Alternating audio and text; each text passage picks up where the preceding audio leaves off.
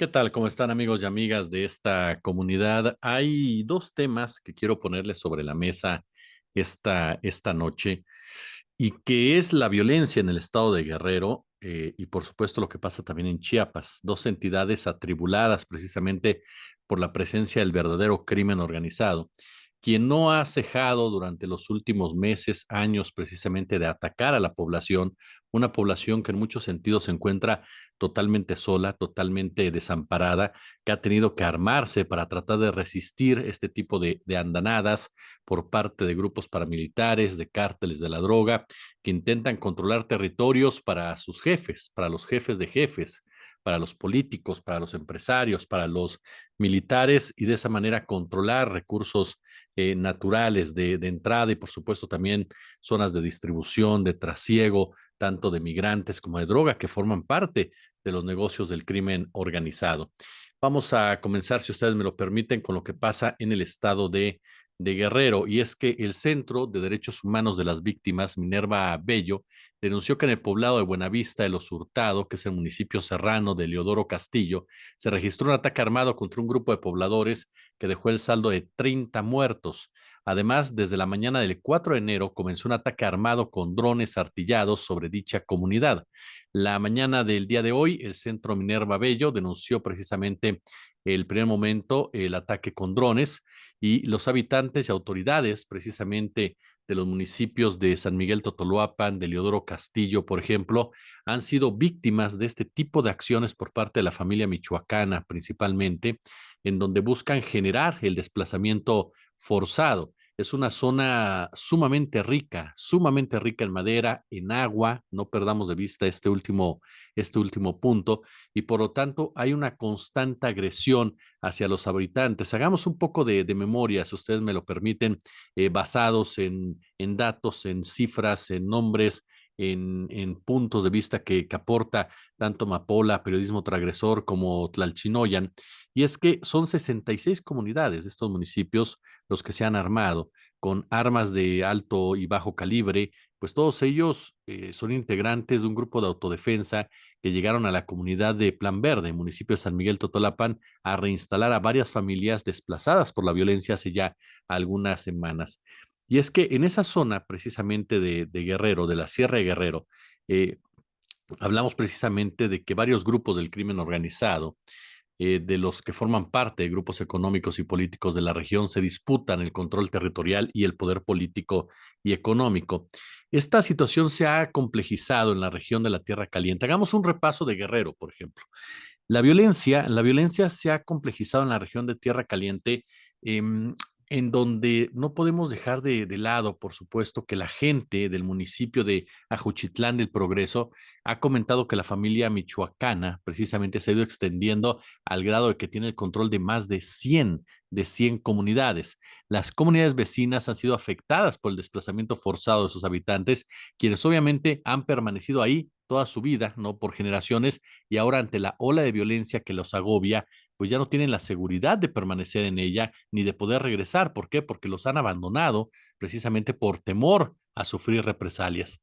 El temor de sus comunidades es porque pueden sufrir más hechos de violencia y por eso han solicitado constantemente tanto al gobierno federal como al gobierno estatal, porque los gobiernos municipales pues tristemente no existen o están coludidos con el crimen organizado, que se reactivaran las bases de operación militar mixta y rotativa para que hubiera más seguridad en la población, así como también que se llevaran a cabo los centros integradores de bienestar que se habían instalado anteriormente, pero que no se les dio seguimiento, que no se les dio atención, porque a final de cuentas son de suma importancia para la sierra.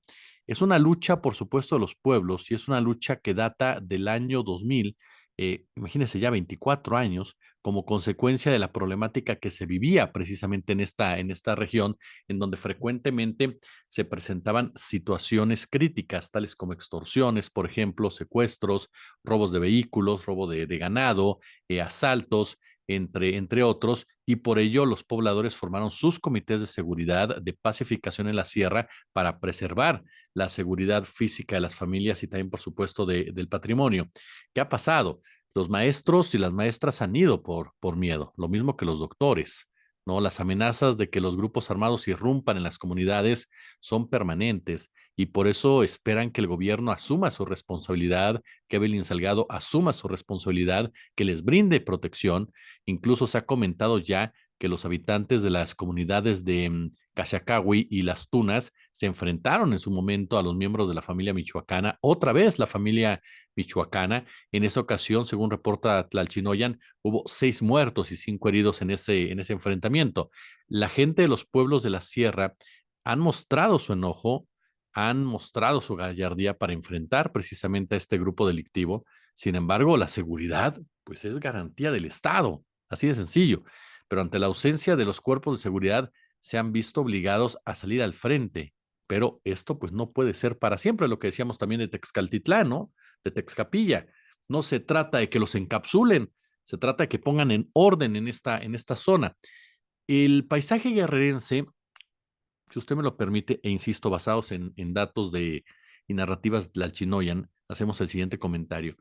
El paisaje guerrerense es encantador, sus costas de belleza exuberante, ¿no? Lucen un mar bravío, bullanguero, de un pueblo festivo, sus playas paradisiacas, ¿no? Que conquistan al mundo por su rol que embriaga de pasiones, que embriaga de aventuras a los paseantes, mares, lagunas, son parte, pues parte sustancial, son un potencial acuífero que sigue sin beneficiar, ¿eh? Sigue sin beneficiar a la población pobre del litoral suriano. Hay belleza, hay violencia que se funden, turismo y narcotráfico que se entreveran, paraíso e infierno que conviven en el mar precisamente de la inequidad, la pobreza extrema contrasta con la riqueza marítima, turística, forestal, ganadera, que controlan los caciques, que controlan los políticos, que controlan los militares, los generales, por supuesto, y todos ellos los verdaderos jefes del narcotráfico. La Costa Chica sigue sumida en el olvido, en el abandono de los gobernadores. Las comunidades afro e indígenas sobreviven del pequeño comercio, la agricultura, la pesca. Están literal sometidos por estos caciques y políticos corruptos. Padecen la plaga de los grupos delincuenciales que se han arraigado en el puerto de Acapulco y se extienden hasta la costa oaxaqueña. Y la ruta terrestre está fraccionada precisamente por los grupos que transportan y distribuyen la droga en cada municipio. ¿Qué hacen los presidentes municipales? Nada, se supeditan, ¿no? A los planes del crimen organizado, del verdadero crimen organizado, para trabajar sin sobresaltos, para amasar fortunas. Hay muy pocas oportunidades para los jóvenes. No pueden estudiar una carrera, prefieren salir a Chilpancingo, a Acapulco, en busca de una mejor oportunidad, un mejor trabajo. Ahora que estuvimos en Acapulco, le preguntábamos a la gente, a los pescadores, a los vendedores ambulantes, a la gente del mercado, a las personas que estaban ahí en las colonias, que nos decían, esta colonia es dominada por los rusos, esta por los de la familia michoacana, esta por los tlacos, en fin. Y comentábamos sobre este tema, les preguntábamos, y muchos de ellos nos decían que sí, que la mafia era la que mandaba, que los narcos eran los que mandaban y que los militares en realidad no hacían absolutamente nada, porque muchas veces los generales de esa cúpula militar que está ahí en Guerrero, pues lo impedían. Y es que no olvide usted que durante muchos años el cártel de Sinaloa controló el estado de Guerrero con los hermanos Beltrán Leiva. Todo esto, y te lo dicen los acapulqueños más viejos, se trastocó con la llegada de los Zetas, este brazo militar, el brazo armado, el brazo del narcotráfico de la Sedena, que se quedó literalmente con todo el pastel de esta zona y lo fue pudriendo, así, lo fue pudriendo de de tal manera. Hablamos, por ejemplo, de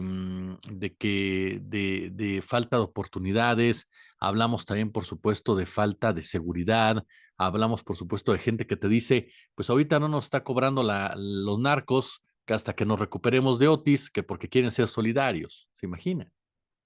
Las comunidades rurales carecen de agua potable.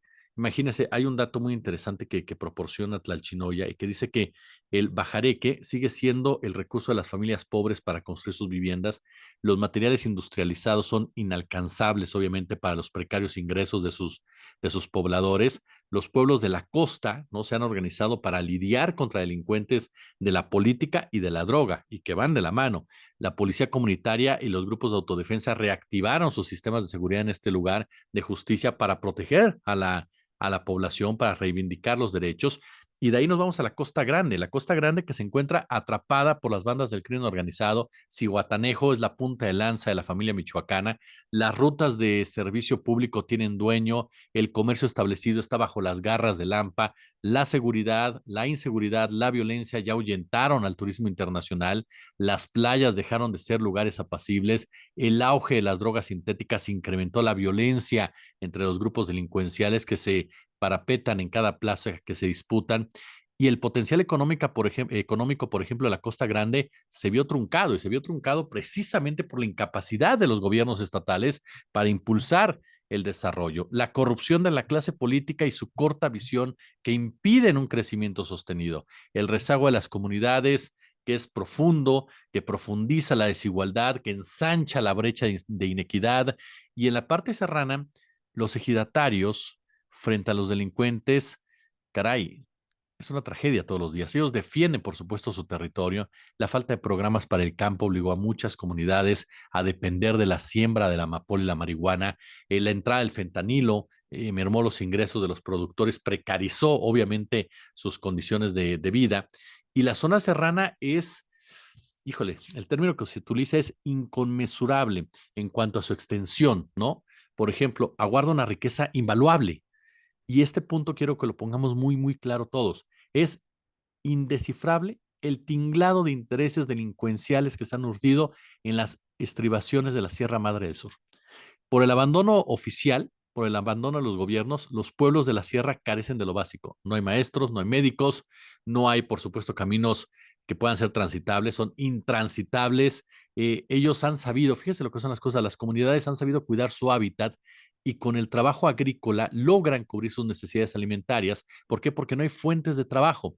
Aquí el punto es que los madereros, por ejemplo, sobreexplotan a los trabajadores y los obligan a trozar los árboles grandes. Las familias que se encuentran aisladas y que se dedican a labores precisamente agrícolas y forestales cargan con el estigma de que se dedican a la siembra de amapolas, les dicen amapoleros, ¿no? De gente rijosa y peligrosa, pero son también víctimas, víctimas de las bandas del crimen organizado que los someten para trabajar en la siembra de la amapola. No lo hacen porque quieran, lo hacen porque lo están obligando y por muchos años se encontraron en una actividad ilícita una forma, pues sí, efectiva de obtener ingresos porque no había de otra. Las empresas mineras que cuentan con concesiones para extraer materiales preciosos, la sierra, a pesar de ser el pulmón de Guerrero, está asfixiada precisamente por el olvido secular del analfabetismo, el desempleo, el asedio de bandas criminales, el desplazamiento forzado, ¿no? De familias indefensas. Los gobiernos de plano se coludieron precisamente con los delincuentes para crear un enclave fundamental para el crimen organizado. Los caciques incursionaron en estos negocios con el apoyo de los jefes militares, que obviamente que con el control territorial que impusieron para combatir a la guerrilla, se erigieron en un poder que tejió sus redes con los jefes del narcotráfico, que brinda protección, que hizo negocios jugosos a los cárteles de la droga, hasta controlar a los propios cárteles de la droga que se asentaron, por ejemplo, en Acapulco, ¿no? Por decirle un caso y que nos tocó verlo, que trazaron rutas transnacionales precisamente para el trasiego de la droga de Sudamérica a Estados Unidos. La sierra y la montaña fueron los enclaves estratégicos para la siembra de amapola utilizando una población urgida, obviamente, de trabajo, de ingresos seguros, y la sierra se especializó precisamente en el procesamiento de la heroína, que alcanzó fama internacional por su alta calidad y por la gran cantidad, gran cantidad que trasladaban de la sierra, tomando la ruta terrestre de Iguala hasta la ciudad de Chicago y Atlanta, tema con el cual se vincula el caso de los 43. Hoy por hoy se enfrenta el grave problema de las familias desplazadas, ¿no? Hay un registro de más de 500 familias en en esta zona de la cual hablamos de Leodoro Castillo, por ejemplo, que no pueden retomar a sus comunidades por las amenazas que reciben de los grupos criminales. Y por esa razón han establecido una alianza con las comunidades de la Sierra Alta, en donde el gobierno pues no ha atendido sus demandas. Y el punto es que en esos lugares hay madera, hay agua, hay minerales. Y de ahí los quieren sacar precisamente para qué? Para despojarlos. Porque ese es el gran tema. Ese es el gran tema en torno al crimen organizado en estas regiones de nuestro país. Y si no, vea, para concluir, Por tercer día consecutivo se registraron narcobloqueos, retenes, enfrentamientos, desplazamiento de personas, cortes de energía eléctrica, falta de alimentos, cierres de negocios, todo esto en los municipios de frontera Comalapa, Bellavista, La Grandeza, Chicomozuelo, Ametenango de la frontera, Motocintla y otros de la región fronteriza y Sierra Madre de Chiapas. Los pobladores de El Escobillal, Sonora, Reforma, Monte Ordóñez, Bañadero y otros del municipio de Amatenango de la frontera y municipios vecinos, de plano han denunciado que viven el terror de las ráfagas de fuego que se intercambian dos grupos criminales que están disputándose el control de esa franja fronteriza entre México y Guatemala. Desde el primer día del 2024, este grito desesperado lo dieron los pocos pobladores que todavía están en el municipio de Bellavista, en la Sierra Madre de Chiapas, en mensajes enviados a sus amigos y familiares que viven fuera de esa región, les reportaron precisamente estar desesperados porque viven en un estado de sitio, ¿no? Porque el crimen organizado tiene bloqueada la salida a la Grandeza y la salida a frontera Comalapa. Están literalmente atrapados. En Bellavista solo queda el 30% de su población, el resto se ha desplazado ya abandonaron sus casas, ya los expulsaron, ¿no? Del Ejido Independencia reportan 8 personas desaparecidas, de la cabecera municipal otras 3. Por ahí hubo una captura, ¿no? De un jefe criminal precisamente en frontera Comalapa que provocó que cientos de personas bloquearan ese punto, además de los tramos de Jocote, perdón, Cuauhtémoc, Nuevo México, y en ese mismo municipio para presionar a que ese líder criminal fuera liberado, lo que finalmente ocurrió. Lo tuvieron que liberar. Así de claro. En algunos municipios como Frontera, Comalapa y Bellavista, los pobladores avistaron drones que son usados por estos grupos criminales para soltar granadas a sus rivales o bien a sus objetivos, que pueden ser casas de seguridad, vehículos o de plano, la población civil. Eso es lo que también está sucediendo en este momento en el estado de Chiapas. Hay una entrevista muy buena en este canal, por supuesto, con Ernesto Aroche sobre el uso de los drones, que tanto el cártel de Jalisco Nueva Generación como el cártel de la familia michoacana los utilizan constantemente, pero no para atacar a otros grupos criminales, ¿eh? Particularmente los utilizan para atacar a las comunidades y obligar a que se desplacen. Y todo esto con una finalidad, robar los recursos naturales para los jefes de jefes. Como siempre un gusto, como siempre un placer. Si les gustó el video, denle like, por supuesto, pulgar arriba. Déjenme su comentario, nos importa muchísimo. Denle a la campanita, suscríbanse y por supuesto, con base en sus posibilidades, échenos el super chat. Si no, con la visualización orgánica es más que suficiente. Como siempre un gusto, como siempre un placer.